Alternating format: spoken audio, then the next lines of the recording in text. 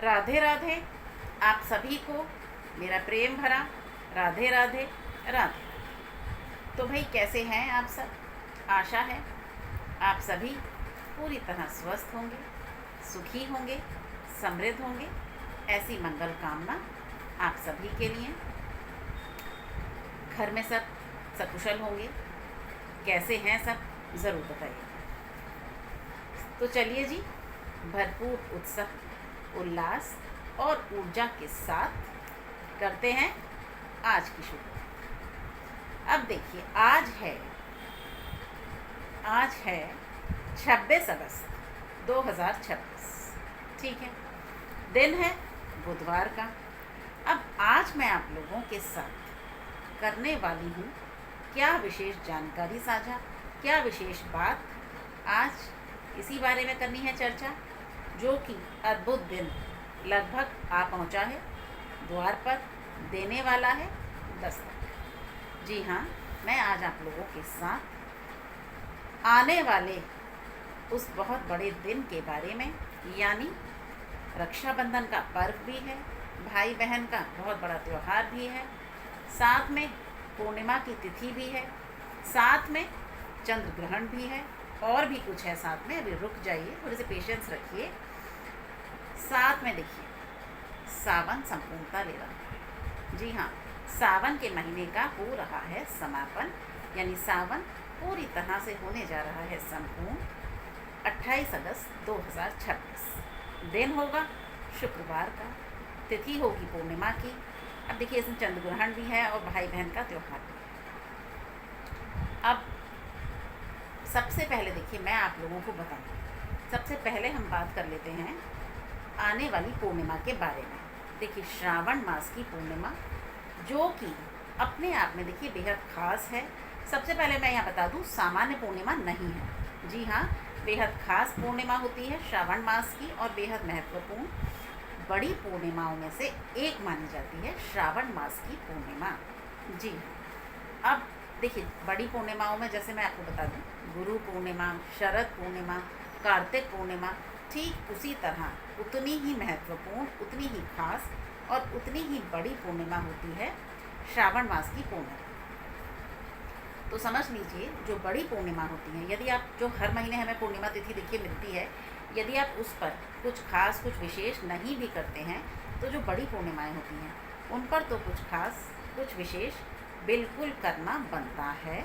इसीलिए अब बात करते हैं पूर्णिमा के बारे में। सबसे पहले देखिए, सबसे पहले हम जान लेते हैं कल का मुहूर्त, यानी कल है 27 अगस्त 2026। अब मैंने कल का जिक्र क्यों किया, कल का यहाँ पर नाम क्यों लिया?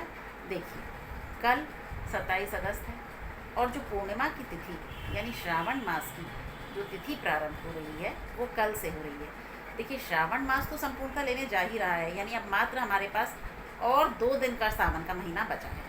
अब सावन का मास संपूर्णता लेगा, साथ ही बाबा भोलेनाथ, हमारे बाबा शिव शंभू, जो इतने दिनों से, पूरे 1 महीने से इस पृथ्वी पर थे, इस धरती लोक पर अपने साक्षात रूप में वास कर रहे थे, वो अब इस लोक से, हमारी पृथ्वी से विदा लेंगे, रवाना होंगे अपने कैलाश के लिए, अपने कैलाश पर्वत के लिए, माँ गौरा के साथ। साथ ही उससे पहले, यानी यहाँ से विदा होने से पहले, बाबा भोलेनाथ हम सभी को, समस्त भक्त जनों को, जिन्होंने पूरी निष्ठा, भाव, भक्ति, अध्यात्म के साथ, पूरी आस्था के साथ मनाया है श्रावण का ये पावन मास, तो समझ लीजिए, दोनों हाथों से बाबा देंगे अभय वरदान, देंगे शुभाशीष, अक्षय पुण्य प्राप्ति का वरदान समस्त भक्तजनों को रवाना होने से पहले। तो अब और देखिए, हाँ, एक बात मैं यहाँ और बता दूँ आप लोगों को, हम सभी ने सावन के इस महीने में कुछ ना कुछ त्यागा था, कुछ ना कुछ छोड़ा था। मतलब कहने का ये है, किसी ना किसी चीज़ का हम सभी ने त्याग किया था। तो अब जब सावन संपूर्णता लेगा, यानी 28 अगस्त 2026 को, देखिए उस दिन पूर्णिमा, इस बार 2 दिन है, 27 और 28। पूरी जानकारी अभी आपको ढंग से समझाऊंगी।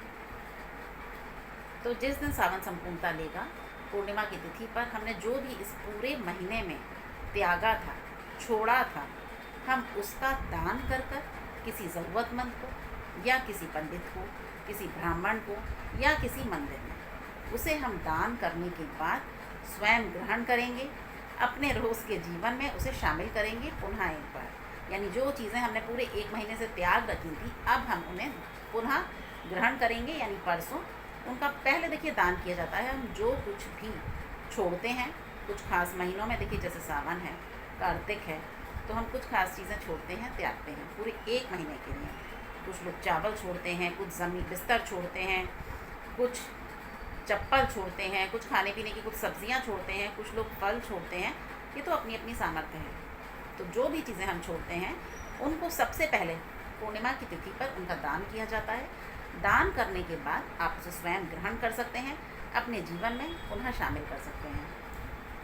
साथ में यहाँ मैं एक बात आप लोगों को और बता दूँ। देखिए जब दान की बात आती है तो दान, मैं यही कहूँगी, आप हमेशा जब भी दान का सोचें, किसी मंदिर में किसी पंडित पुजारी को दान करने से ज़्यादा बेहतर है किसी ज़रूरतमंद को दान करना। जी हाँ, यदि आप किसी ज़रूरतमंद को दान करते हैं तो आप ये समझिए, कनेक्शन समझिए। देखिए किसी ज़रूरतमंद को आप जो भी निमित्त का दान करते हैं, जो भी, चाहे वो खाद्य सामग्री हो, कुछ भी हो, वो सीधा ईश्वर तक पहुंचता है। क्यों पहुंचता है? क्योंकि जिसको वास्तव में उस चीज़ की, उस वस्तु विशेष की आवश्यकता है, नीड है, ज़रूरत है, उन तक तो वो पहुंचती ही नहीं। वो पहुंच जाती हैं ऑलरेडी मंदिरों में, जहाँ देखिए जमकर चढ़ावा भी आता है, जमकर उसकी बंदरवाट भी होती है, ऊपर से नीचे तक सब में वो पटता है। और इतने भरे पेट के आजकल मंदिरों के पुजारी और पंडित हैं कि उन्हें किसी चीज़ की आवश्यकता नहीं है, फिर भी लोग देते हैं तो भाई वो उन्हें ग्रहण करते ही करते हैं। आवश्यकता से अधिक मंदिरों में जाता है चढ़ावा। इसीलिए मैं आप लोगों से हर बार कहती हूँ कि मंदिरों में दान करने से अच्छा है आप किसी ज़रूरतमंदों को कीजिए। देखिए आप निमित्त का जो भी निकालें, किसी ज़रूरतमंद की फ़ीस भर दीजिए, किसी बच्चे की पढ़ाई का ज़िम्मा ले लीजिए, किसी के घर में अनाज, राशन, खाने पीने की सामान, सामग्रियाँ, ये सब भरवा दीजिए, किसी की दवाइयों की ज़िम्मेदारी ले लीजिए, किसी के इलाज की ज़िम्मेदारी ले लीजिए। बहुत सारे रास्ते हैं, बहुत सारे तरीके हैं, बस हमारे मन में होनी चाहिए। रास्ते देखिए बहुत हैं। तो मैं खैर बात कर रही थी पूर्णिमा की तिथि पर हमने जो भी छोड़ा होता है उसको हम सबसे पहले दान करते हैं और बात दान की जा रही थी। तो आप दान किसी ज़रूरतमंद को करिए, मंदिरों में करने से ज़्यादा बेहतर है अगर आप मेरी सलाह मानें। उसके बाद आप उस चीज़ को स्वयं ग्रहण कर सकते हैं। ये तो हुआ दान। अब पूर्णिमा की तिथि के बारे में करते हैं बात। देखिए पूर्णिमा की तिथि जो कि शुरू, इस बार देखिए हमें 2 पूर्णिमा मिल रही हैं, यानी 2 दिन हमें पूर्णिमा की तिथि मिल रही है। 27 अगस्त 2026 पूर्णिमा की तिथि का प्रारंभ हो जाएगा सुबह 9:08 पर। जी हाँ, 9:08 पर पूर्णिमा प्रारंभ हो जाएगी। और देखिए जिसका समापन होगा 28 अगस्त 2026 9:48 पर। जी हाँ, 9:48 पर पूरी तरह पूर्णिमा का समापन हो जाएगा। यानी पूर्णिमा, अब आप अंदाज़ा लगाइए हमें सुबह के समय 28 अगस्त को कितनी देर मिलेगी। अब प्रश्न होता है, ये प्रश्न उठता है कि हम 27 अगस्त को मनाएंगे या 28 अगस्त को मनाएंगे। तो देखिए उदया तिथि के हिसाब से, जैसा कि मैं आप लोगों से हर बार कहती हूँ, हम अपने जो भी महत्वपूर्ण मौके, महत्वपूर्ण तिथियाँ, कुछ भी चीज़ें जो होती हैं, हमारे शुभ कार्य, जो भी हमारे बड़े बड़े मौके होते हैं शुभ कार्य करने के लिए, पूजा पाठ करने के लिए, जब तब दान पुण्य के लिए, हम हमेशा उदया तिथि के हिसाब से ही मनाते हैं। अब उदया तिथि यानी सूर्योदय के समय उस तिथि का मौजूद होना, यानी जब वो तिथि हमें सूर्योदय के समय मिलती है, हम तभी से उसे मान्यता देते हैं मनाने के लिए और तभी से हम उसे मनाते हैं। अब कल 9:08 पर जब पूर्णिमा की तिथि प्रारंभ होगी, शुरू होगी, तो देखिए वो सूर्योदय के समय नहीं होगा, सूर्योदय हो चुका होगा, यानी उसके बाद हमें मिलने जा रही है पूर्णिमा की तिथि। लेकिन 28 अगस्त की अगर हम बात करें, 28 अगस्त 2026 की, तो देखिए उस दिन पूर्णिमा हमें मिले, पूर्णिमा का समापन हो जाएगा 9:48 पर। तो पूर्णिमा की तिथि हमें सुबह सूर्योदय के समय भी मौजूद मिलेगी, यानी इसीलिए 28 अगस्त को पूर्णिमा मनाई जाएगी। इसीलिए मैंने कहा 2 दिन है पूर्णिमा इस बार। 28 अगस्त को क्यों है? क्योंकि सूर्योदय के समय उस तिथि का, उस पूर्णिमा तिथि का पूरी तरह मौजूद होना, उपस्थित होना। उदया तिथि के हिसाब से 28 अगस्त को मनाई जाएगी। लेकिन और मैं यहाँ आपको एक बात और बता दूँ, अब पूर्णिमा की जो तिथि होती है, देखिए पूर्णिमा का जो दिन होता है वो महालक्ष्मी को समर्पित होता है, यानी महालक्ष्मी की जाती है जमकर पूजा पाठ साधना आराधना। देखिए ये कहते हैं कि पूर्णिमा की तिथि पर महालक्ष्मी अपने साक्षात रूप में धरती पर होती हैं, भगवान श्री हरि नारायण के साथ वास करती हैं पीपल पर। जी हाँ, पीपल के वृक्ष पर महालक्ष्मी का वास होता है पूर्णिमा की तिथि पर। साथ ही सिर्फ बात यहाँ पूर्णिमा की नहीं हो रही, साथ महालक्ष्मी की नहीं हो रही, बात तो पूर्णिमा की हो रही है, पर महालक्ष्मी की नहीं के अलावा भी किसी और को भी समर्पित है पूर्णिमा की तिथि। जी हाँ, हमारे चंद्रदेव, हमारे चंद्र महाराज, जिनका विशेष रूप से पूजा पाठ पूजन अर्चन किया जाता है पूर्णिमा की तिथि पर। अब क्यों हम कल मनाएंगे पूर्णिमा की तिथि, अब उसको ध्यान से समझिए। देखिए चंद्रमा की पूजा पाठ का पूरा विधान है, पूरा महत्व है पूर्णिमा की तिथि पर, क्योंकि चंद्रमा को ही समर्पित है महालक्ष्मी के साथ साथ पूर्णिमा की तिथि। अब जब हमें चंद्रमा संध्या काल की, यानी जब चंद्रोदय का समय होता है, जब चंद्रमा अपने साक्षात रूप में पृथ्वी से दिखते हैं, आकाश मंडल में विराजमान होते हैं, तो समझ लीजिए उस संध्या काल में यानी 28 अगस्त को पूर्णिमा की तिथि होगी ही नहीं, यानी पूर्णिमा की तिथि खत्म हो चुकी होगी, उसका समापन हो चुका होगा 9:48 पर परसों यानी 28 अगस्त को। अब पूर्णिमा की तिथि हमें संध्या काल में मिल रही है कल यानी 27 अगस्त को। जैसा कि चंद्रदेव का पूजन अर्चन अर्घ देना, उनका सब कुछ हम मंत्र जाप करेंगे कल, तो जब संध्या काल में ही पूर्णिमा की तिथि नहीं होगी, तो इसीलिए पूर्णिमा तो 2 दिन है, लेकिन पूजा पाठ नाम जप सब चीज़ें अर्घ देना जल अर्पण करना वो सारे काम हम करेंगे कल, यानी 27 अगस्त 2026 दिन होगा गुरुवार को। तो उस दिन हम ये सभी चीज़ें करेंगे अपनी पूजा पाठ से संबंधित। अब देखिए जो लोग व्रत करते हैं, अब मैं उनके लिए बता दूं, तो जो लोग व्रत करते हैं कल करेंगे वो व्रत पूर्णिमा। जी हाँ, साथ ही देखिए इतनी बड़ी पूर्णिमा है, सामान्य पूर्णिमा तो है नहीं। अब सामान्य पूर्णिमा पर आप व्रत करें या ना करें वो बिल्कुल ऑप्शनल है, लेकिन मैंने अभी कहा कुछ खास पूर्णिमा पूरे साल की पूरे वर्ष की होती है, उसी में से कार्तिक पूर्णिमा हो गई, गुरु पूर्णिमा हो गई, साथ में शरद पूर्णिमा हो गई, ठीक वैसे ही श्रावण पूर्णिमा। अब इसीलिए अगर आप नहीं भी व्रत करते हैं हर पूर्णिमा का, तो देखिए कुछ बड़ी पूर्णिमाएं जो होती हैं उनका व्रत का तो विधान है, और वो बड़ी पूर्णिमाओं का व्रत हमारे शास्त्रों में भी बहुत मान्य है, बहुत जोर दिया गया है इस बात पर। इस बात का उल्लेख है कि आप यदि सामान्य पूर्णिमाओं का व्रत करने में असमर्थ हैं, नहीं कर सकते हैं, सक्षम नहीं हैं, तब आप बड़ी पूर्णिमाओं का व्रत कर उठाइए, किसी भी तरह धारण कीजिए जो वर्ष की सर्वाधिक बड़ी पूर्णिमाएं होती हैं। तो यदि देखिए आप व्रत करते हैं तो सर्वोत्तम, लेकिन अब भाई किसी शारीरिक कारण के कारण सामर्थ्य नहीं है या स्थिति नहीं है, तो आप व्रत नहीं भी कर पाते हैं, तो देखिए व्रत का तो विधान है ही पूर्णिमा पर, लेकिन जो नहीं कर पाते तो पूजन का भी उतना ही विधान है, उतनी ही महत्वता है जितनी व्रत की है। उस स्थिति में आप व्रत अगर नहीं कर सकते हैं तो आप पूजन तो विधिवत रूप से कीजिए पूर्णिमा की तिथि है, ठीक है। अब व्रत के लिए मैं आप लोगों को यहाँ बताऊँ, इस व्रत की जो बड़ी पूर्णिमाएँ होती हैं उन पर तो देखिए व्रत की बहुत सार्थकता है। अब श्रावण पूर्णिमा की देखिए इस दिन जो लोग जो जातक व्रत धारण करते हैं, तो समझ लीजिए उनको 32 पूर्णिमा की कथा का श्रवण करना बेहद अनिवार्य होता है, यानी 32 पूर्णिमा की कथा का सुनना और दूसरों को सुनाना, यानी पूरी तरह खुद भी श्रवण करना और दूसरों को भी श्रवण कराना बेहद महत्वपूर्ण और बेहद फलदायी होता है। अब मैं इसके पीछे का आपको एक किस्सा सुनाती हूँ छोटा सा। देखिए भगवान श्री कृष्ण जब छोटे थे तो एक बार मैया यशोदा बड़ी भाव विभोर हो गई उनकी लीलाओं को देखकर, और उनसे बोली, लल्ला एक बात बता, मेरे कौन से पूर्व जन्म के कर्म थे जिसके कारण तू मुझे पुत्र रूप में प्राप्त हुआ है। अब जब मैया यशोदा से ये बातें जगत के पालनहार हमारे श्री कृष्ण भगवान ने सुनी, तो उन्होंने जो उत्तर दिया ध्यान से सुनिएगा। उन्होंने कहा, सुन मैया, तूने पूर्व जन्म में तेरे पूर्व जन्म के कुछ प्रारब्ध ऐसे थे, तूने पूर्व जन्म में ऐसा कुछ किया है जिसके परिणाम स्वरूप मैं तुझे पुत्र रूप में प्राप्त हुआ हूँ और तुझे मेरी माँ होने का गौरव प्राप्त हुआ है, और मुझे तेरा पुत्र, तेरी ममता का, तेरे स्नेह का सब एक वरदान स्वरूप तेरा स्नेह और तेरी ममता मुझे प्राप्त हुई है। क्या थे वो?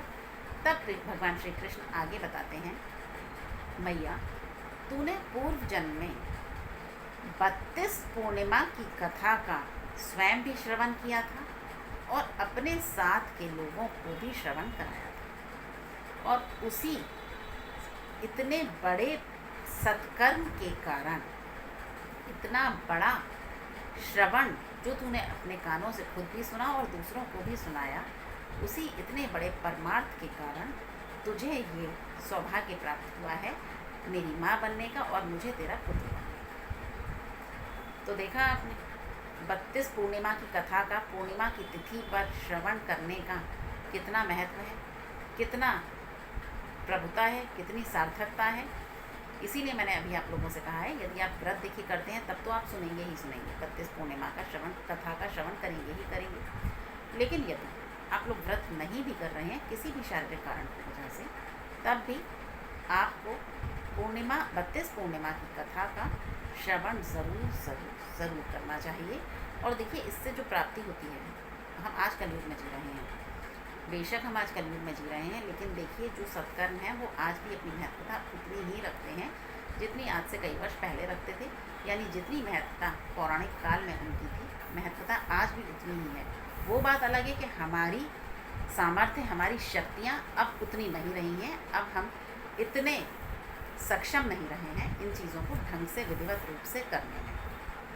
खैर, तो अब उसका देखिए, जब हम 32 पूर्णिमा की कथा का श्रवण करते हैं श्रावण पूर्णिमा के दिन, तो समझ लीजिए संतान से संबंधित जो भी कष्ट आ रहे हैं, जो भी परेशानियां आ रही हैं, या जो भी दिक्कतें किसी भी तरह की आ रही हैं, वो पूरी तरह दूर होती हैं। और साथ में क्या होता है, साथ में संतान की सफलता, तरक्की, आर्थिक, शारीरिक, मानसिक उन्नति और आगे सफलता के, तरक्की के, आगे बढ़ने के मार्ग प्रशस्त होते हैं। जीवन में उन्नति के, सफलता के नए अवसर आते हैं। पूरी तरह से संतान संबंधी जो भी रुकावटें संतान के जीवन में आ रही होती हैं, वो सभी बिल्कुल दूर होती हैं यदि आप श्रावण मास की पूर्णिमा पर 32 पूर्णिमा की कथा का करते हैं श्रवण विधिवत रूप से। ये महत्वता है, ये सार्थकता है इस पूर्णिमा पर 32 पूर्णिमा की कथा का श्रवण करने का। अब साथ में आ जाते हैं पूजा पर। देखिए पूजा में हमें क्या करना होता है। पूजा पाठ का मैं आपको बता दूं, महालक्ष्मी को भी समर्पित तिथि है और चंद्र महाराज को भी समर्पित तिथि है। तो महालक्ष्मी का देखिए वास होता है पीपल पर, साक्षात रूप में अपने पतिदेव यानी भगवान विष्णु के साथ माँ वास करती हैं पीपल पर। तो देखिए सबसे पहले तो बता दूँ, बहुत सारे लोग, लगभग 90% से ज़्यादा लोग भी बैठेंगे जो पूर्णिमा के दिन श्री सत्यनारायण भगवान की कथा करते हैं, पूरी तरह से उसका पाठ करते हैं, कथा करते हैं, दूसरों को भी श्रवण कराते हैं। साथ में एक छोटा सा हवन, अनुष्ठान या यज्ञ भी करते हैं पूर्णिमा की तिथि पर। अब ये तो देखिए इतनी बड़ी पूर्णिमा है, तो ये इस पूर्णिमा पर तो ये बनता ही बनता है। अब देखिए यहाँ मैं एक बात आपको क्लियर कर दूँ, आप दिन में कर रहे हैं यानी कल 27 अगस्त दिन में आप कर रहे हैं, या आपकी मर्ज़ी है आप चंद्रोदय के समय कर रहे हैं। क्योंकि देखिए कुछ लोग दिन में भी करते हैं और कुछ लोग चंद्रोदय के समय भी करते हैं। मर्ज़ी आपकी है, आप कब करना चाहते हैं। तो सुबह में करिए या शाम को करिए, पुण्य प्राप्ति तो उतनी ही होगी जितनी आपको सुबह करेंगे तो होगी, शाम को करेंगे तो होगी। अब श्री सत्यनारायण भगवान की कथा का तो देखिए मैं बताऊँ, शास्त्रों में बेहद वर्णन है, बेहद विस्तार से इसकी महत्वता बताई गई है। पूर्णिमा की तिथि पर जब हम करते हैं भगवान सत्यदेव का पूजन अर्चन, उनकी कथा का श्रवण, उनका प्रसाद बनाना, देखिए पंजीरी का प्रसाद बनाया जाता है, भगवान को केले अर्पण किए जाते हैं, चरणामृत बनाया जाता है, और उसका बाद में पूजा के बाद, आरती के बाद सभी जितने भी आपके आसपास लोग हैं, आपके घर में, परिवार में, सब में उसका वितरण किया जाता है। तो खैर अब साथ में और क्या करना है, संध्या काल में। और देखिए हाँ, एक हवन की बात कर रही थी मैं आपसे। हवन आप कभी भी कर सकते हैं, संध्या काल में चंद्रोदय के समय, या फिर आप सुबह में भी कर सकते हैं। अब हवन में आहुति कितनी चढ़ाई जाती है? 108 आहुति महालक्ष्मी के नाम, ओम महालक्ष्मी नमः, और 108 आहुति उनके पतिदेव की नाम की, यानी ओम नमो भगवते वासुदेवाय की। यानी अब टोटल हो गई 216 आहुति जो हम अर्पण करते हैं हवन करते समय। अब मर्ज़ी आपकी है, आपके लिए टोटल ऑप्शनल है। आप 108 चढ़ाना चाहते हैं तो आप वो चढ़ा सकते हैं, ये आपकी मर्ज़ी है। साथ में अब आ जाते हैं चंद्रदेव की पूजा पर, यानी चंद्रमा की पूजा पर। तो देखिए चंद्रमा की पूजा जब चंद्रोदय हो जाता है संध्या काल में, जल के कलश में, देखिए सबसे पहले मैं बता दूं चंद्रमा की पूजा का विशेष महत्व है पूर्णिमा की तिथि पर। तो जल के कलश में थोड़ा सा कच्चा दूध, कच्चे चावल, कुछ पुष्प और कुछ मीठा डालकर जब चंद्रोदय हो जाता है, यानी चंद्रमा आ जाते हैं आकाश में, तब उन्हें अर्घ अर्पण किया जाता है आपके ओपन एरिया में, टेरेस पे, गार्डन पे, कहीं पर भी खड़े होकर। साथ में उनके किसी विशेष मंत्र के जाप के साथ। जी हाँ, आप देखिए मंत्र कोई भी ले सकते हैं। ओम, मैं आपको एक साधारण सा मंत्र बता दे रही हूँ जिसका उच्चारण बहुत आसान है। ओम सोम सोमाय नमः, इस मंत्र के जाप के साथ, या इतने मंत्र हैं चंद्रदेव के, आप कोई भी मंत्र निकाल लीजिए, पर उच्चारण देखिए बिल्कुल ठीक होना चाहिए। उच्चारण में कहीं कोई चूक, कहीं कोई गलती नहीं होनी चाहिए जब हम अर्घ अर्पण कर रहे हैं, जब हम चंद्र पूजन कर रहे हैं, क्योंकि देखिए पूर्णिमा की तिथि पर चंद्र पूजन का विशेष महत्व होता है। अब वहाँ पर ही जब आप चंद्रमा को अर्घ दे देंगे, साथ ही एक ज़रूरी चीज़ जो मैं आपसे हर पूर्णिमा पर करवाती हूँ वो है आकाशदीप। जी हाँ, आकाशदीप प्रज्वलित करना, चंद्रमा को देखते हुए ठीक चंद्रमा की सीध में आकाशदीप प्रज्वलित कर कर आप वहीं रखिए अपने ओपन एरिया में। उसके बाद थोड़ी देर वहाँ बैठिए, एक माला ओम श्रीम विष्णु लक्ष्मी नमः, ओम श्रीम विष्णु लक्ष्मी नमः की वहीं बैठकर आप कीजिए। तत्पश्चात अंदर आकर आप अपनी जो भी आपने प्रसाद अर्पण किया है चंद्रदेव को, जो भी किया है परिवार में वितरण कीजिए। चंद्र पूजन हो गया। अब इसके बाद अगर आप देखिए, मैंने अभी आप लोगों को बताया पीपल के वृक्ष पर महालक्ष्मी का साक्षात वास होता है पूर्णिमा की तिथि पर। दोनों को ही समर्पित है, चंद्रमा को भी और महालक्ष्मी को भी। तो इस दिन अब और क्या करना है, देखिए संध्या काल में जब आप अपने घर की पूजा तभी करेंगे जब चंद्रोदय हो जाएगा, पूर्णिमा की तिथि है। लेकिन संध्या काल में अंधेरा होने से पहले आप अगर जा सकते हैं तो पीपल पर देखिए, क्योंकि बहुत बड़ी पूर्णिमा है, साधारण पूर्णिमा नहीं है, बहुत खास पूर्णिमा है। तो इस दिन अगर रोज़ में हर पूर्णिमा पे देखिए नहीं भी जाते हैं तो कल तो आप जा सकते हैं। पीपल पर जाइए, जल का कलश लेकर उसमें थोड़ा सा दूध, थोड़े से चावल, थोड़े से पुष्प और कुछ मीठा डालिए। पीपल पर कीजिए जल अर्पण। क्यों डलवा रही हूँ मैं दूध, क्योंकि देखिए पूर्णिमा की तिथि है, महालक्ष्मी साक्षात रूप में पीपल पर होती हैं। तो उसमें उसे मीठे जल से सींचिए आप पीपल को। कोई सफ़ेद मिठाई अपने साथ लेकर जाइए पीपल को अर्पण करने के लिए। वहाँ पीपल की परिक्रमा कीजिए और महालक्ष्मी के किसी मंत्र का जाप कीजिए। अब देखिए यहाँ आपको अगर कोई भी मंत्र समझना है तो ओम महालक्ष्मी नमः का जाप कर सकते हैं, ओम नमो भगवते वासुदेवाय का जाप कर सकते हैं, कोई भी कीजिए। पीपल की साथ परिक्रमा कीजिए, पीपल को धूप दीप सब कुछ अर्पण कीजिए। यहाँ आपकी ये पूजा भी हो गई। अब मैं आपको एक बात और बता दूँ, पूर्णिमा पर जो कि देखिए हमें मिलेगी अभी तो 28 अगस्त को भी मिलेगी 9:48 तक, तो जो कि चंद्र पूजा का महत्व है, इसलिए हम मनाएंगे कल ही, यानी 27 अगस्त को। ठीक है। अब यहाँ मैं जो 3 उपाय देने जा रही हूँ बहुत ध्यान से सुनिएगा। 3 उपाय ये कोई भी कर सकता है, लेकिन ख़ास तौर से मैं उन लोगों के लिए दे रही हूँ जिनकी कुंडली में चंद्र दोष है, चंद्र जनित अशुभ परिणाम आ रहे हैं, नकारात्मक परिणाम आ रहे हैं, चंद्रमा की स्थिति कमज़ोर है, या फिर कर्क राशि है जिनकी, या जिनका मूलांक 2 है। ये 3 लोग हो गए जिनका मूलांक 2 है, जिनकी कर्क राशि है और जिनकी कुंडली में चंद्रमा की स्थिति कमज़ोर है। उन्हें ये उपाय करने हैं, वो भी बताऊंगी क्यों। पहला उपाय देखिए, आप चंद्रदेव को हर हाल में अर्घ देंगे। जब चंद्रोदय हो जाएगा आकाशदीप हर हाल में प्रज्वलित करेंगे और वहीं खड़े होकर चंद्रमा के किसी मंत्र का एक माला से जाप करें। पहला उपाय।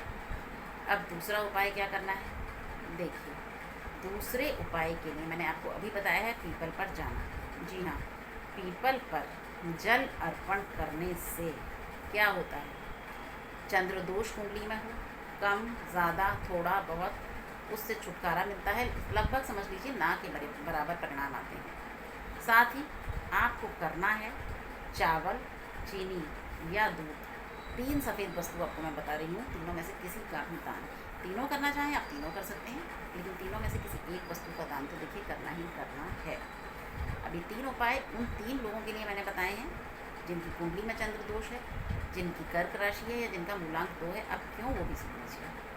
अगले दिन 28 अगस्त 2026 लगने जा रहा है चंद्र ग्रहण। जी हाँ, चंद्र ग्रहण लगने जा रहा है। चंद्रमा जिस स्थिति में होंगे, जिस पीड़ा में होंगे, तो सबसे ज़्यादा असर इन 3 तरह के लोगों पर आएगा। इसीलिए आपको करना है। अब देखिए, जो नकारात्मक प्रभाव आने हैं वो आएंगे ही आएंगे, मैं ये नहीं कह रही कि वो नहीं आएंगे, लेकिन यदि आप ये उपाय करते हैं तो यदि वो 90% आने होंगे तो मात्र 5, 7, 10% पर आकर वो ख़त्म हो जाएगा। इसीलिए ये उपाय आपको बता रही हूँ।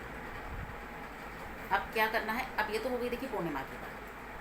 पूर्णिमा की सारी पूजा पाठ हम कल करेंगे, यानी 27 अगस्त दिन होगा, गुरुवार का, तिथि होगी पूर्णिमा की, चंद्रदेव की पूजा होगी संध्या काल में, हवन, महालक्ष्मी की पूजा होगी, घर पर भी पीपल पर भी, क्योंकि दोनों को ही समर्पित तिथि है। देखिए, अब आ जाते हैं रक्षाबंधन।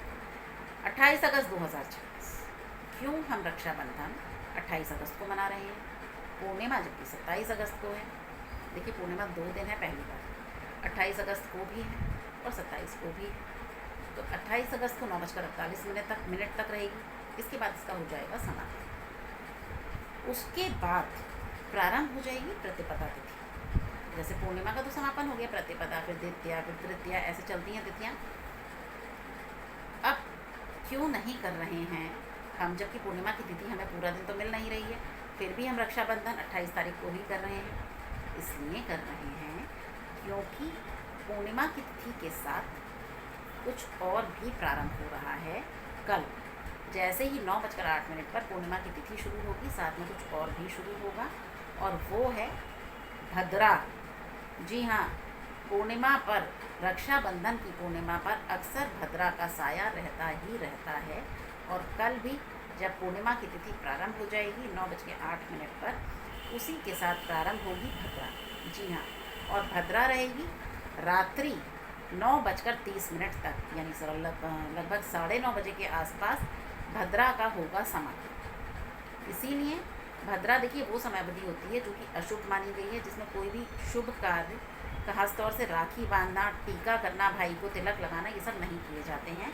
यदि देखिए भद्रा पाताल लोक में होती है या स्वर्ग लोक में होती है, तब तो इसके नकारात्मक परिणाम मान्य नहीं होते हैं, नकारात्मक परिणाम नहीं आते हैं। लेकिन जब भद्रा पृथ्वी लोक पर होती है तो समझ लीजिए इसके नकारात्मक परिणाम, अशुभ परिणाम आएंगे ही आएंगे, और इसीलिए हर तरह का शुभ कार्य बिल्कुल वर्जित होता है भद्रा काल में। तो भद्रा का कल समापन हो जाएगा रात्रि 9:30 बजे। अब अगले दिन यानी 28 अगस्त को भद्रा होगी ही नहीं, तो इसीलिए रक्षाबंधन का त्यौहार, भाई बहन का ये त्यौहार मनाया जाएगा 28 अगस्त को। भाई को राखी भी उसी दिन बंधेगी, तिलक भी, सब चीज़ें उसी दिन होंगी। अब मैं यहाँ आपको एक बात और बता दूँ, भद्रा काल कितना खतरनाक होता है और कितने अशुभ परिणाम देने वाला होता है। देखिए, इसका तो उल्लेख हमें स्कंद पुराण में मिलता है, जहाँ भगवान शिव जी स्वयं बताते हैं कि भद्रा काल में किया गया तिलक, राखी का त्यौहार या राखी बांधना विपरीत परिणाम देने वाला होता है, यानी अशुभ और साथ में विपरीत। यानी अगर आप भाई को रक्षा सूत्र बांध रहे हैं, रक्षा के लिए बांध रहे हैं, तो वो रक्षण की जगह भक्षण में बदल जाएगा। इतनी खतरनाक होती है भद्रा काल में यदि आप ऐसी कुछ भी कार्य करते हैं। भद्रा इतनी भयानक परिणाम देने वाली होती है। इसीलिए हाँ, साथ में एक बात और बताऊँ, शूर्पणखा ने भाई रावण को भद्रा काल में ही राखी बांधी थी। जी हाँ, हुआ क्या, रावण के कुल का कुल नाश हुआ, रावण का कुल खत्म हो गया पूरी तरह से। और देखिए, शूर्पणखा ये बात जानती थी, उसने सिर्फ प्रतिशोध लेने के लिए रावण को भद्रा काल में राखी बांधी थी। ये शास्त्रों में मिलता है इसका पूर्ण उल्लेख। अब बहुत से लोग ऐसे होंगे कि हम तो करते ही नहीं ये सब, हम तो मानते ही नहीं ये सब, कुछ नहीं होता इन सब चीज़ों से। तो मैं आप लोगों के लिए बता दूँ, आप माने या ना माने कोई फ़र्क नहीं पड़ता, लेकिन आप नहीं मानते हैं, तो इसका मतलब ये नहीं है कि शास्त्रों में जो वर्णित है, जिनका उल्लेख है, वो बदल जाएगा। आपका दुर्भाग्य कह लीजिए कि आप लोगों को शास्त्रों का ज्ञान नहीं है, शास्त्रों के बारे में जानकारी नहीं है, क्योंकि शास्त्रों में जो चीज़ें कल थी, पौराणिक काल से हैं, वो हमेशा रहेंगी। शास्त्र हमें आज्ञा नहीं देते, शास्त्र हमारा दिशा निर्धारण नहीं करते कि हम भद्रा काल में राखी बांधें, रक्षा सूत्र बांधें भाई। और साथ में देखिए, महालक्ष्मी ने पहली राखी बांधी थी अपने भाई बलि को। जी हाँ, राजा बलि के पास जब भगवान श्री हरि नारायण वास कर रहे थे पाताल लोक में, तब महालक्ष्मी को एक युक्ति सूझी कैसे अपने पतिदेव को अपने पास वापस लाना है। वो पहुंच गई राखी लेकर राजा बलि के पास, उन्हें राखी बांधी, उनसे वचन लिया पति के साथ हमेशा खुश रहने का, सुख से रहने का। अब जब वचनबद्ध हो गए राजा बलि, उन्हें भगवान श्री हरि नारायण को जाने के लिए बोलना ही पड़ा। तो इस तरह से पूरी ये कथा है, वर्णन है इसका। तो महालक्ष्मी लेकर आई थी भगवान श्री हरि नारायण को वापस। पहली राखी राजा बलि को बांधी थी महालक्ष्मी ने। और देखिए, बहन भाई के घर जाती है, इस दिन भाई बहन के घर नहीं आता, जो विधान है शास्त्रों में। मैंने ये आपको इसलिए बताया, जैसे महालक्ष्मी अपने भाई के घर गई थी, तो भाई ही जाता है अपनी बहन के घर। तो हाँ, अब करना क्या क्या है देखिए। रक्षाबंधन का त्यौहार होगा, पहले मुहूर्त जान लेते हैं। 3 मुहूर्त मिलेंगे। सबसे पहला मुहूर्त मिलेगा प्रातःकाल में 6:30 बजे से लेकर 9:45 बजे तक, आप कभी भी राखी बांध सकते हैं। दूसरा मुहूर्त मिलेगा मध्याह्न काल में, आप 12 बजे से लेकर 12:45 तक कभी भी राखी बांध सकते हैं। तीसरा मुहूर्त मिलेगा प्रदोष काल में, यानी सूर्यास्त के आसपास का समय होगा, 7:45 से लेकर 9:30 बजे तक आप कभी भी भाई को राखी बांध सकते हैं। अब सबसे जो शुभ मुहूर्त है देखिए, वो तो है प्रातःकालीन सुबह का। अगर उस समय जो लोग नहीं बांध सकते, ये मैंने उनके लिए 2 ऑप्शनल मुहूर्त बताए हैं। हालांकि जो कोशिश हो तो सुबह ही बांधिए, प्रातःकाल में। अब करना क्या क्या है देखिए। सबसे पहली राखी गणपति जी को, विघ्नहर्ता श्री गणेश जी महाराज को बांधी जाती है। जी हाँ, हमारे गणपत गणेश सबसे पहले दुख हरता, सुख करता, विघ्नहर्ता हमारे गणपति जी को बांधी जाएगी पहली राखी। रक्षा सूत्र, जो देखिए सूती धागे मिलते हैं बाज़ार में, उन्हें रक्षा सूत्र कहा जाता है, वो हम भगवान को बांधेंगे। उसके बाद जब अपने भाई को आप राखी बांधेंगे, तो राखी बांधने से पहले रक्षा सूत्र, वही धागा जो मैं बता रही हूँ, रक्षा सूत्र भाई को बांधिए राखी बांधने से पहले। साथ में पूर्णिमा का चांद होगा। देखिए, दूसरे दिन भी पूर्णिमा है, लेकिन ठीक है, संध्या काल में नहीं होगी, कोई बात नहीं, पर चांद तो होगा, चांद की चांदनी भी होगी। भाई बहन दोनों थोड़ी देर वहाँ बैठें, एक दूसरे के साथ थोड़ा सा समय व्यतीत करें। साथ में होगा क्या देखिए, आप जब भाई को वहाँ देखिए, भाई की नज़र ज़रूर उतारिएगा, क्योंकि इतना बड़ा भाई बहन का त्यौहार है। आपको स्वयं जाना है भाई के घर पर, अपनी मम्मी के घर पर। और देखिए, दौज, जब भाई दौज आती है, तो वो त्यौहार ऐसा होता है जब भाई को बुलाया जाता है अपने घर पर। और रक्षाबंधन का त्यौहार ऐसा होता है जब बहन स्वयं जाती है भाई के घर, भाई को राखी बांधने, क्योंकि आपका फ़र्ज़ है भाई के पास पहुंचना। भाई की नज़र ज़रूर उतारिए। सबसे पहले राखी बांधने से पहले रक्षा सूत्र बांधिए भाई को। साथ में सबसे पहला काम होगा गणपति जी को राखी अर्पण करना, राखी बांधना। बहुत से, यहाँ मैं एक बात और बता दूँ आप लोगों को, बहुत से लोग आज भी भगवान श्री कृष्ण को भी राखी बांधते हैं। मैं ऐसी बहुत सारी महिलाओं को जानती हूँ, लड़कियों को जानती हूँ, जिन्होंने भगवान श्री कृष्ण को अपना भाई बना रखा है, उन्हें अपने भाई का दर्जा दिया है और अपने भाई को ही बांधती हैं सबसे पहली राखी। आपकी मर्ज़ी है, आप अगर भगवान कृष्ण को बांधना चाहती हैं, आप उनको बांधिए। आप देखिए, मैं तो वो बता रही हूँ आपको जो शास्त्र सम्मत है। अब इसमें भी हो सकता है बहुत सारे लोग ये सोचें कि भाई इससे क्या फ़र्क पड़ता है, ऐसा कुछ नहीं होता, अपनी मर्ज़ी है, ये तो अपनी सहूलियत है, कैसे भी कर लीजिए। तो देखिए, आप अगर ऐसा सोचते हैं, फिर वही बात, ये आपकी भूल है, ये आपका ज्ञान है कि आप ऐसा सोच रहे हैं। क्योंकि जो चीज़ें शास्त्र सम्मत हैं, शास्त्रों में वर्णित हैं, वो कभी गलत हो ही नहीं सकती हैं, क्योंकि उन्हें पौराणिक काल से महत्वता प्राप्त है। उनमें जो चीज़ें हैं, इतनी सार्थकता है उनकी, वो तब से लेकर अब तक चली आ रही हैं। तो वो तो कभी गलत या हो ही नहीं सकती, क्योंकि शास्त्र हमारा हमेशा पथ प्रदर्शन करते हैं, हमेशा हमें सही मार्ग दिखाते हैं, दिशा निर्धारण करते हैं। साथ ही हर गलत और अच्छे काम के लिए हमें आज्ञा भी करते हैं हमारे समस्त शास्त्र। तो शास्त्रों के हिसाब से भद्रा काल में राखी पूरी तरह वर्जित। शुभ मुहूर्त आपको मैंने बता दिए हैं। सुबह प्रातःकालीन मुहूर्त होगा, उसमें देखिए सबसे उत्तम मुहूर्त तो वही होगा। अब अगर आप लोग जल्दी नहीं फ्री हो सकते, जल्दी सब चीज़ें निपटा कर नहीं कर सकते हैं अपने ये सब राखी का जो भी काम है, भाई के यहाँ पहुँचना, तैयार होकर तिलक करना, राखी बांधना, तो फिर आपके लिए 2 ऑप्शनल मुहूर्त मैंने बताए हैं। एक मध्याह्न काल में और दूसरा मध्याह्न काल में। एक तो प्रातः काल में हो गया, तीसरा मुहूर्त यानी प्रदोष काल में। अब प्रदोष काल वही सूर्यास्त के आसपास का समय, जब चंद्रोदय पूरी तरह हो नहीं पाता, सूर्यास्त पूरी तरह हो नहीं पाता, यानी चंद्रमा पूरी तरह आ नहीं पाते और हमारे भगवान भास्कर पूरी तरह जा नहीं पाते, यानी रात्रि हो नहीं पाती है, रात्रि आ नहीं पाती है और दिन जा नहीं पाता है। तो वो समय होता है प्रदोष काल का। मैंने मुहूर्त भी आपको बता दिया। प्रदोष काल को देखिए बहुत शुभ माना जाता है। अगर आप सुबह किसी तरह से नहीं बांध सकती हैं राखी, तो आप प्रदोष काल को चुन लीजिए। मैं मध्याह्न काल तो देखिए सबसे थर्ड ऑप्शन बताऊंगी आपको। आप प्रदोष काल को रखिए फिर अपने लिए, यानी सूर्यास्त के वो आसपास वाला समय होगा। 7:45 से लेकर 9:30 तक आप कभी भी भाई को राखी बांध सकती हैं प्रदोष काल में, क्योंकि ये हर तरह से देखिए शुभ होता है।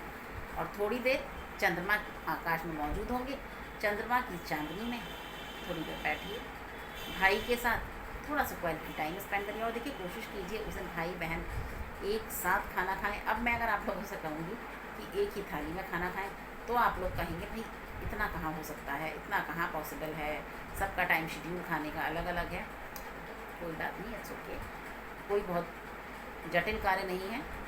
आप खाना बेशक अलग अलग थाली में खाइए, लेकिन एक साथ बैठकर टेबल पर एक जगह बैठकर खाइए, एक ही समयावधि पर खाइए।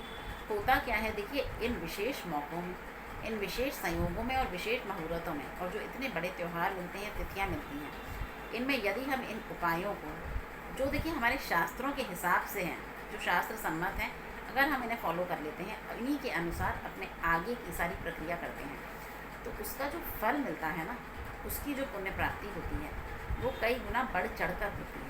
और ऐसा नहीं है कि आप भाई के यहाँ जा रही हैं तो भाई को ही सारा पुण्य मिलेगा। भाई बहन दोनों का त्यौहार है, तो पुण्य प्राप्ति दोनों को समान भाव से होगी, दोनों को बराबर भाव से होगी। इसीलिए जो सारे नियम मैंने बताए हैं, भाई की देखिए नज़र ज़रूर उतारिएगा। दिन होगा शुक्रवार का, वैसे भी मंगल शुक्र शनि 3 दिन, पूरे 3 दिन हमारे शास्त्रों के हिसाब से भी कुदृष्टि, बुरी नज़र, किसी भी तरह के नज़र दोष से छुटकारे के लिए, उसको अपने से दूर करने के लिए, उससे मुक्ति के लिए बिल्कुल सटीक उपाय है। तो इसीलिए इस दिन नज़र उतारना बिल्कुल भी मत भूलिएगा। बहुत समझ लीजिए, आप एक तरह से जब अपने भाई की नज़र उतारेंगे तो पूरे साल की जितनी भी उसके ऊपर अला बला, कुदृष्टि, बुरी नज़र, कुछ भी नकारात्मकता होगी, तो समझ लीजिए जब बहन इतने बड़े भाई बहन के त्यौहार पर, इतनी बड़ी तिथि पर अपने हाथों से भाई की नज़र उतारेगी, तो समझ लीजिए उसकी समस्त परेशानियाँ उसी क्षण आप दूर कर देंगी। हमेशा के लिए मुक्ति मिल जाएगी आपके भाई को हर नकारात्मकता से, हर परेशानी से, हर पीड़ा से। मैंने अभी बताया कि कुछ खास मौके ऐसे होते हैं जिनका आज भी अपने आप में विशेष महत्व है, अनूठा महत्व है। तो इसीलिए पूर्णिमा की तिथि मनाएंगे हम 27 अगस्त को, यानी कल दिन होगा गुरुवार का। और रक्षाबंधन का त्यौहार, भाई बहन का इतना बड़ा त्यौहार हम मनाएंगे परसों, यानी 28 अगस्त को। दिन होगा शुक्रवार का। भद्रा काल कल सुबह शुरू हो जाएगा 9:08 से, यानी जैसे ही पूर्णिमा की तिथि प्रारंभ होगी, और उसका समापन होगा रात्रि 9:30 पर। तो भद्रा काल पूरी तरह से अशुभ, पूरी तरह से प्रतिबंधित और पूरी तरह से विपरीत परिणाम देने वाला समय होता है। मैंने अभी आप लोगों को बता दिया है, भद्रा यदि पाताल लोक में होती, स्वर्ग लोक में होती तो कोई दिक्कत नहीं थी, लेकिन भद्रा जब पृथ्वी लोक पर होती है, और अक्सर देखिए ये संयोग पड़ता है रक्षाबंधन की पूर्णिमा तिथि पर। हमेशा देखिए श्रावण मास की पूर्णिमा पर ही रक्षाबंधन हम मनाते हैं, तो हमेशा ये संयोग हमें मिलता है जब भद्रा आती ही आती है, यानी भद्रा का पूरा साया होता ही होता है पूर्णिमा की तिथि के साथ। इसीलिए हमेशा भद्रा काल को खास तौर से देखा जाता है जब रक्षाबंधन का त्यौहार पड़ रहा होता है पूर्णिमा की तिथि पर, किस समय मुहूर्त में, और देखिए राहु काल भी पूरी तरह वर्जित है, राहु काल में भी राखी नहीं बांधी जाती है। इन दो चीज़ों का बिल्कुल ध्यान रखा करिए हर बड़े मौके पर। भद्रा का तो रक्षाबंधन के त्यौहार के लिए खास बताया गया है। तो सारी जानकारियाँ आप लोगों के साथ भाई करनी है साझा। अब सब चीज़ें आप लोगों को बता दी हैं, तो करना देखिए आपको है, मैं माध्यम मैंने पूर्णिमा की तिथि का भी बता दिया है जो कल प्रारंभ होगी, और कल ही सारी पूर्णिमा की पूजाएं होंगी, व्रत होगा, पूर्णिमा की कथा का श्रवण, यानी 32 पूर्णिमाओं की कथा का श्रवण, श्री सत्यनारायण भगवान की कथा, एक छोटा सा हवन अनुष्ठान ज़रूर करिएगा। जो चंद्र दोष से संबंधित, मूलांक दोष से और कर्क राशि से संबंधित लोग हैं उनके लिए भी मैंने आपको बता दिया है। तो ये समस्त चीज़ें ज़रूर कीजिएगा, और अगले दिन 28 अगस्त को हम मनाएंगे रक्षाबंधन का त्यौहार। तो चलिए जी, अब मुझे दीजिए इजाज़त, समय सीमा समाप्त, आपसे विदा लेने का समय हो गया है। मिलूंगी बहुत जल्द, तब तक के लिए जय जय श्री राधे, जय जय श्री राधे, जय जय श्री राधे, राधे राधे दोस्तों।